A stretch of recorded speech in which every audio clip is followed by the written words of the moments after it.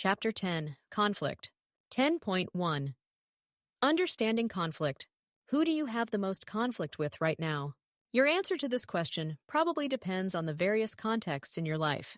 If you still live at home with a parent or parents, you may have daily conflicts with your family as you try to balance your autonomy or desire for independence with the practicalities of living under your family's roof. If you've recently moved away to go to college, you may be negotiating roommate conflicts as you adjust to living with someone you may not know at all.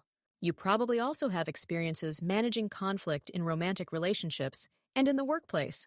So think back and ask yourself, how well do I handle conflict? As with all areas of communication, we can improve if we have the background knowledge to identify relevant communication phenomena and the motivation to reflect on and enhance our communication skills. Interpersonal conflict occurs in interactions where there are real or perceived incompatible goals, scarce resources, or opposing viewpoints. Interpersonal conflict may be expressed verbally or non-verbally along a continuum, ranging from a nearly imperceptible cold shoulder to a very obvious blowout. Interpersonal conflict is, however, distinct from interpersonal violence, which goes beyond communication to include abuse. Domestic violence is a serious issue and is discussed in the section The Dark Side of Relationships.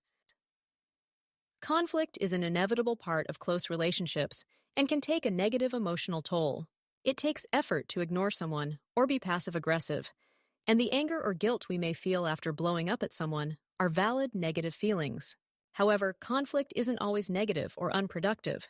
In fact, numerous research studies have shown that quantity of conflict in a relationship is not as important as how the conflict is handled. Additionally, when conflict is well managed, it has the potential to lead to more rewarding and satisfactory relationships. Language and conflict. At the interpersonal level, unsupportive messages can make others respond defensively, which can lead to feelings of separation and actual separation or dissolution of a relationship. It's impossible to be supportive in our communication all the time, but consistently unsupportive messages can hurt others' self-esteem, escalate conflict, and lead to defensiveness. People who regularly use unsupportive messages may create a toxic win-lose climate in a relationship.